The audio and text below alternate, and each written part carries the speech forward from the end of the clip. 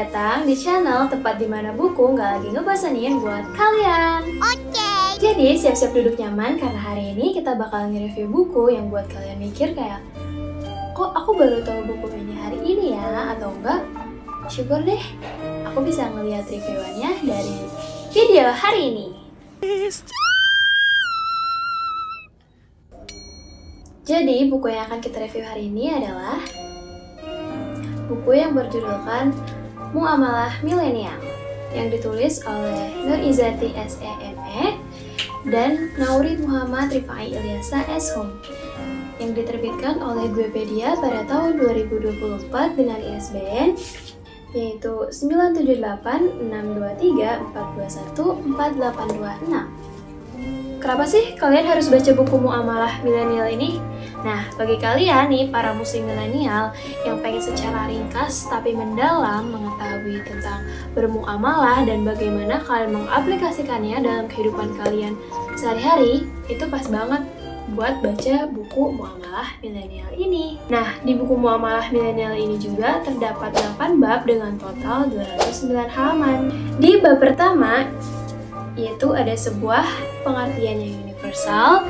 Di bab kedua ada muamalah. Bab ketiga, muamalah berdasar sejarah Islam. Bab keempat ada lembaga keuangan di Indonesia. Bab kelima, kasus riba dalam muamalah Madiyah. Bab keenam ada fatwa MUI.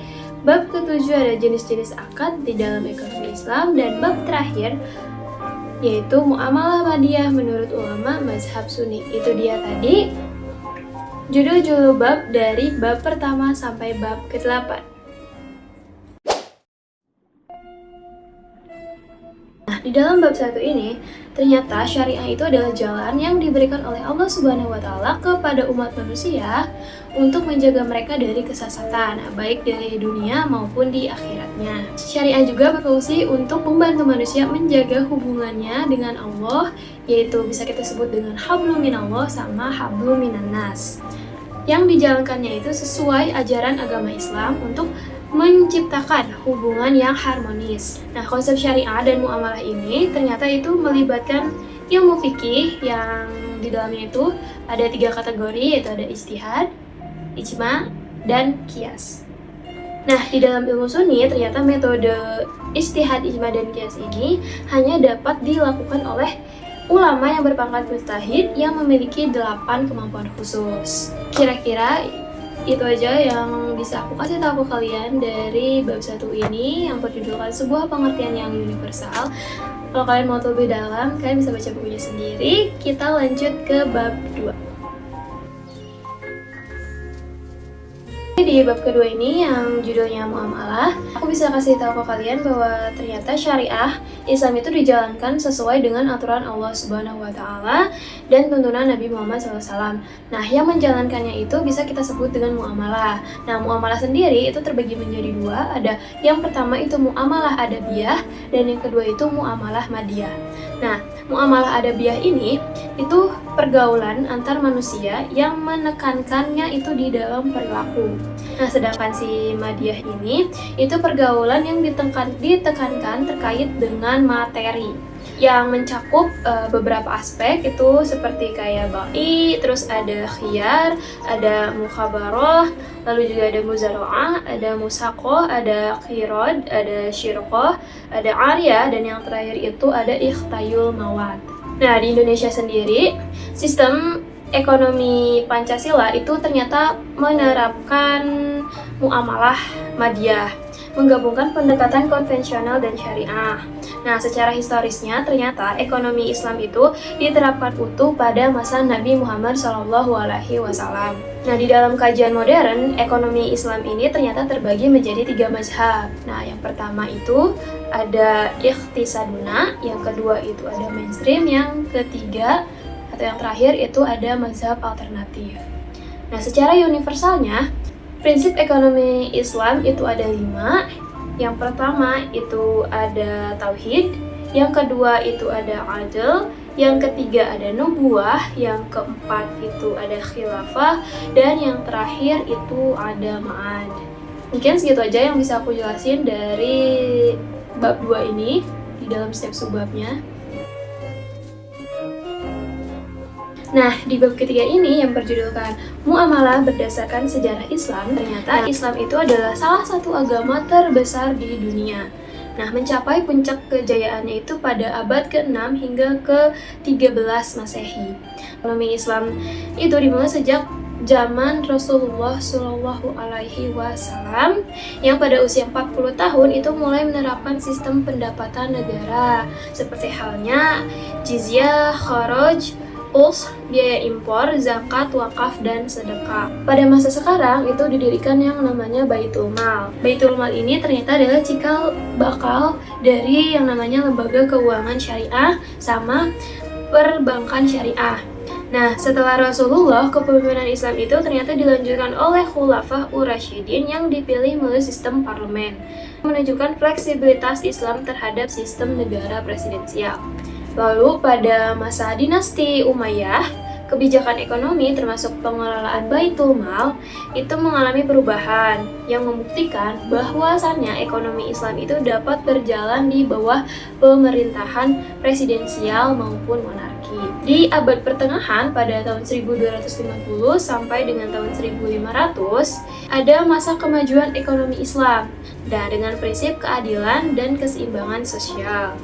Sektor yang berkembang pada abad pertengahan itu meliputi perdagangan, pertanian, industri dan kerajinan tangan, pendidikan, yang pada masa itu menopang kejayaan peradaban Islam. Mungkin segitu aja isi dari bab 3 ini yang judulnya Muamalah berdasarkan sejarah Islam. Kita lanjut ke bab 4. Kita masuk ke bab 4 yang judulnya itu Lembaga Keuangan di Indonesia. Nah, lembaga keuangan itu dapat didirikan sebagai industri yang mengelola aset berbentuk keuangan dan menjalankan usaha di sektor jasa keuangan. Nah, baik untuk pendanaan usaha, kebutuhan konsumtif, maupun layanan non-pendanaan. Fungsi lembaga keuangan sendiri itu diantaranya ada penghimpunan dana, penyalur dana, pemberi pinjaman, kemudahan transaksi, dan penyediaan uang tunai. Ada beberapa jenis lembaga keuangan di Indonesia. Yang pertama itu ada bank, lalu ada pegadaian, ada koperasi, ada lembaga asuransi, ada leasing, dan yang terakhir itu ada pasar modal. Lembaga keuangan, bank dan non-bank itu terdapat perbedaan. Kalau yang bank itu menghimpun dana dalam bentuk tabungan, giro, dan deposito, serta memberikan pinjaman kepada masyarakat. Nah, sedangkan non-bank itu menghimpun dan menyalurkan dana itu dalam bentuk surat-surat berharga, tapi bukan tabungan. Sekian sekilas saja dari bab 4 tentang lembaga keuangan di Indonesia. Kita lanjut ke bab 5.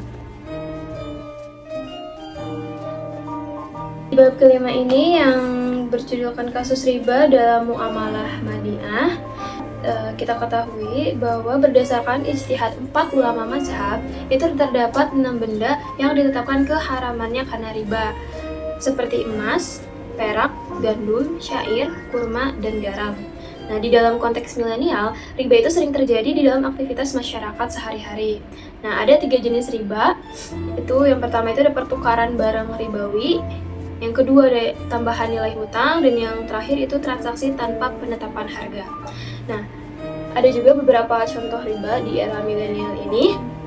Itu ada pinjaman bank, ada pegadaian, ada kredit pemilikan rumah, lalu ada kredit kendaraan bermotor, ada jual beli online, terus ada kartu kredit juga. Lalu yang terakhir itu hadiah saat membayar piutang. Nah, Indonesia itu berupaya menangani permasalahan riba ini dengan memberikan pemahaman tentang hukum Islam terkait dengan transaksi keuangan. Nah, ternyata di Indonesia sendiri masih banyak banget yang mempertanyakan bagaimana para ulama mengatasi permasalahan riba yang ada di Indonesia saat ini. Nah, untuk lebih jelasnya bakalan dijelaskan di bab selanjutnya, yaitu bab ke-6. Di bab ke-6 yang berjudulkan Fatwa MUI, itu ternyata Fatwa MUI itu penting bagi kita karena fatwa dalam Islam itu berarti keputusan atau pendapatan dari mufti yang bertujuan untuk memberikan nasihat agar umat itu mematuhi aturan agama, sunnah Rasulullah, dan pemerintah.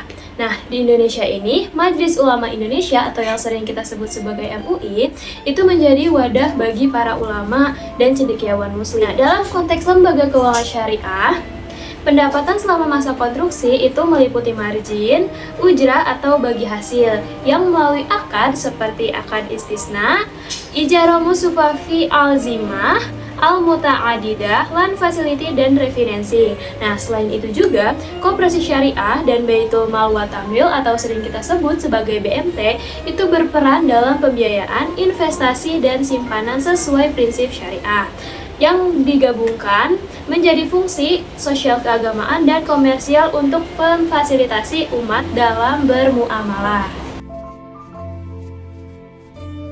Kita lanjut ke bab 7, yaitu judulnya jenis-jenis akad di dalam ekonomi Islam.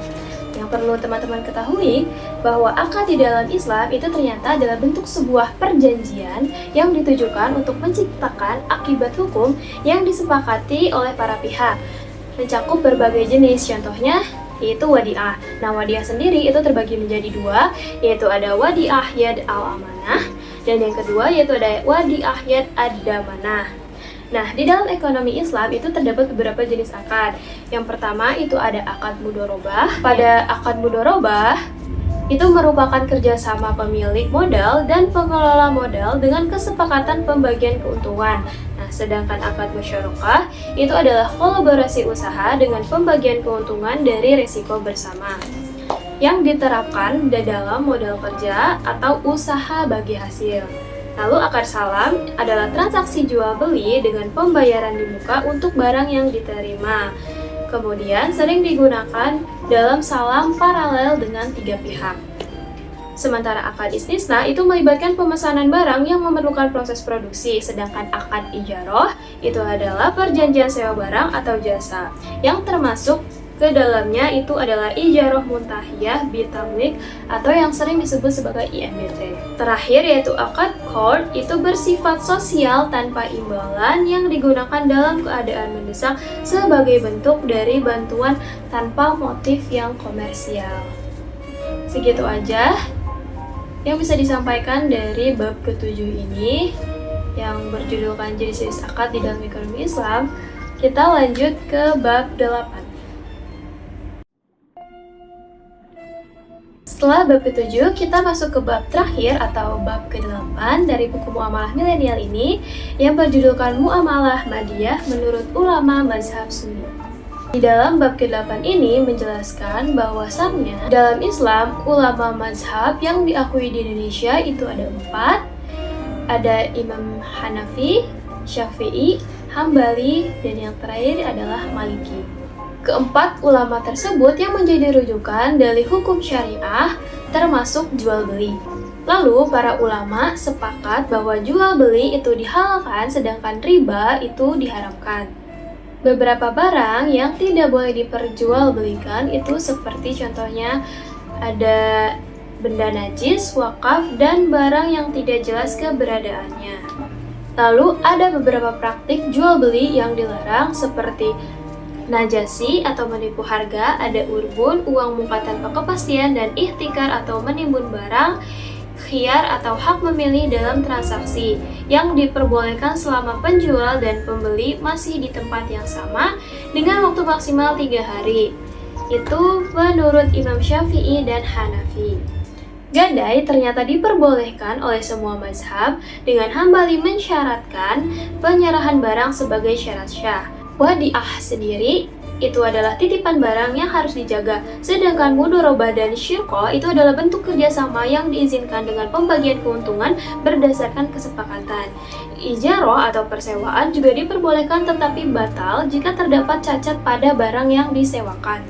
Daman atau jaminan dan hiwalah atau pemindahan utang diperbolehkan dengan beberapa aturan tertentu. Orang pailit itu dapat dikenakan hajj atau larangan menggunakan harta oleh hakim untuk melindungi hak pihak berpiutang. Larangan seperti hajj itu dirancang untuk memastikan transaksi berjalan dengan adil, transparan, dan sesuai dengan prinsip syariah.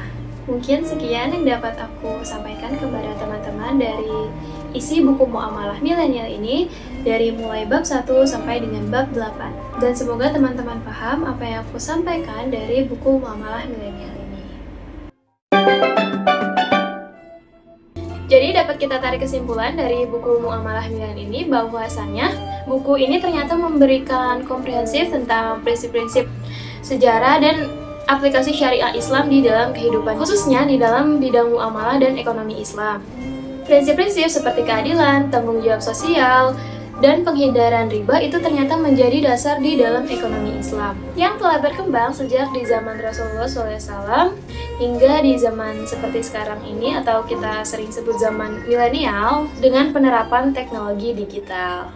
Kelebihan dari buku Muamalah Milenial ini teksnya cukup rinci, terus pembahasannya juga cukup mendalam dari awal mula sejarah dan sampai terbentuknya perkembangan ekonomi Islam hingga saat ini itu dijelasin secara detail, lalu juga memberikan dasar-dasar hukum syariah itu sesuai dengan perspektif para ulama dengan beberapa mazhab juga. Lalu untuk kekurangan dari buku ini, teksnya itu di beberapa bab ada mungkin terlalu panjang, jadi agak monoton untuk kita para pembaca milenial ini, jadi bisa gampang bosan juga. Terus ada beberapa gambar yang memang gak ada warnanya, cuma hitam putih, jadi kurang menarik untuk dilihat. Kesan dan pesan saya dari buku Muamalah Milenial ini, teksnya itu cukup informatif dan memberikan wawasan yang luas juga, terutama di dalam ajaran Islam tentang muamalah sama ekonomi Islamnya. Terus juga dari buku ini kita dapat pembelajaran baru tentang ekonomi-ekonomi syariah yang bisa kita terapkan di dalam kehidupan kita sehari-hari. Kritik yang bisa aku kasih untuk buku Muamalah Milenial ini, ya dari teks yang panjang tadi mungkin bisa lebih dipersingkat lagi, jadi cukup pada inti pembahasannya aja. Dan semoga penggunaan bahasanya juga bisa lebih disederhanakan biar kita yang bacanya itu bisa lebih paham dan mengerti. Mungkin segitu saja kelebihan dan kekurangan, kesan-kesan dan kritik dari saya untuk buku Muamalah Milenial ini. Terima kasih untuk penulis yang sudah menuliskan buku Muamalah Milenial ini. Dengan begitu banyak orang yang mendapatkan ilmu dari buku ini. Semoga kritik, pesan, dan kesan saya untuk buku Muamalah Milenial ini dapat membangun semangat bagi penulis. Gimana nih teman-teman setelah kalian lihat video review buku Muamalah Milenial dari aku? Jangan lupa sertakan pendapat kalian di kolom komentar ya. Dan bagi kalian yang tertarik untuk membaca buku Muamalah Milenial ini, udah aku cantumin link pembeliannya di description box di bawah. Dan terima kasih buat kalian yang udah nonton video review ini dari awal sampai akhir. Kalau kalian merasa video review aku ini bermanfaat, jangan lupa untuk like, share, dan subscribe agar kalian gak ketinggalan video review-review buku lainnya dari aku. Dan kalau ada buku yang kalian rekomendasiin untuk aku review, jangan lupa untuk tulis di kolom komentar. Sampai jumpa di video selanjutnya, dan jangan lupa untuk terus membaca karena di setiap halaman buku terdapat cerita yang menarik untuk kita temukan. Bye-bye!